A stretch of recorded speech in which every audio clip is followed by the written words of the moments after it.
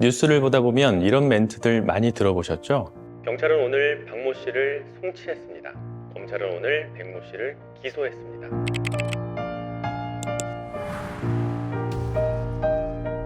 누군가 범죄에 관련 혐의가 있을 때 경찰이 조사하고 이것을 검찰로 넘깁니다. 이것을 송치라고 해요.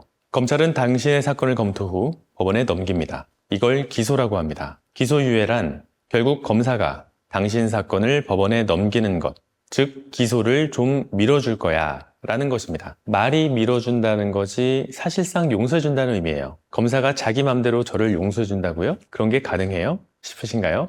맞습니다. 오직 검사만이 가지고 있는 고유의 권한입니다. 죄를 저질렀지만 징역도 벌금도 없이 그저 용서를 해준다라는 것인 만큼 지금 당신이 기소유예를 받을 수 있는 상황이라면 반드시 받아내야 하겠죠? 기소유예 받아내는 방법, 지금부터 저희 동인과 함께 알아보시죠.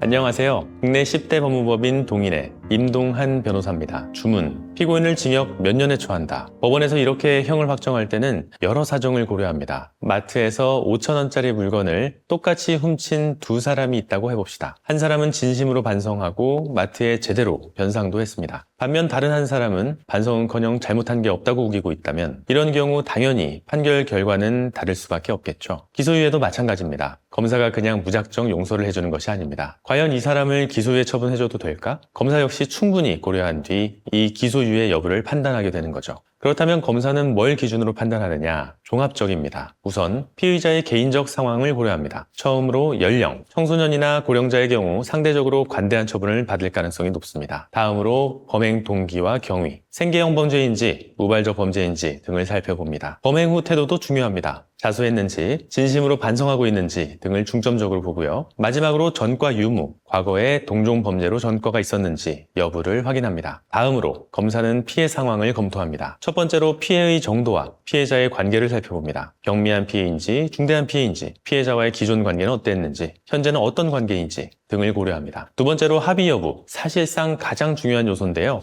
피해를 입은 피해자의 회복이 이루어졌는지, 즉 피해자와 합의가 이루어졌는지 고려합니다. 만약에 똑같은 범죄로 기존에 처벌받은 이력이 있다면 기소유예를 받기는 다소 힘듭니다. 마지막으로 피해자와 합의가 없었을 때에는 정말 기소유예 받기가 힘듭니다. 피해자가 당신을 반드시 처벌해달라고 하는 상황에서 검사가 이 피해자의 의견을 무시하고 기소유예를 해준다? 설령 검사가 아무리 기소유예를 주고 싶어도 줄 수가 없습니다. 정의 실현과 피해자 보호라는 검찰의 역할을 고려할 때 당연한 결론이겠죠. 그래서 가벼운 폭행이나 상해를 저질렀다면 피해자와 최대한 신속하게 합의하시는 게 기소유예 받을 수 있는 확률을 끌어올립니다. 특히나 성범죄일 경우 피해자의 정신적 고통이 매우 심각할 수 있기 때문에 진심 어린 사과와 반성, 그리고 재발 방지를 위한 구체적인 노력을 보여주셔야 합니다. 최대한 빠른 시일 내에 피해자와 합의하고 용서를 받으셔야 해요.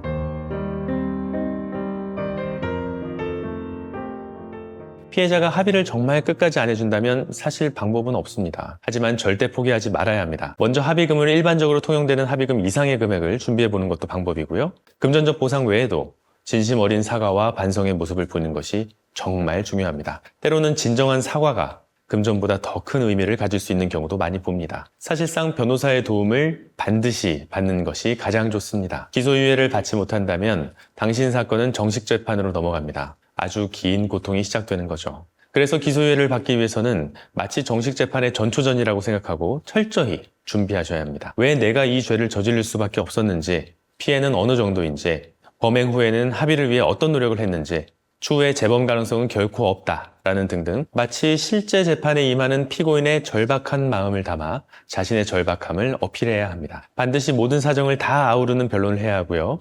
반드시 기소유예를 받아낼 수 있는 실력 있는 변호인의 조력이 필요합니다. 여러분, 법무법인 동인은 안 되는 걸 된다고 말하지 않습니다. 안 되는 걸 안 된다고도 말하지 않습니다. 그저 증명합니다. 프로 변호사만 250여 명, 규모로만 따지면 국내 10위 안에 드는 굉장히 큰 로펌입니다. 그러나 동인은 단지 규모가 크다는 것만으로 당신에게 어필하고 싶지 않습니다. 기소유예를 받아야 하는 당신에게 최선의 결과를 안겨줄 한 명이 없다면 200명이 넘는 변호사들이 모여있다는 사실이 뭐가 중요할까요? 동인은 늘 결과로 어필하겠습니다.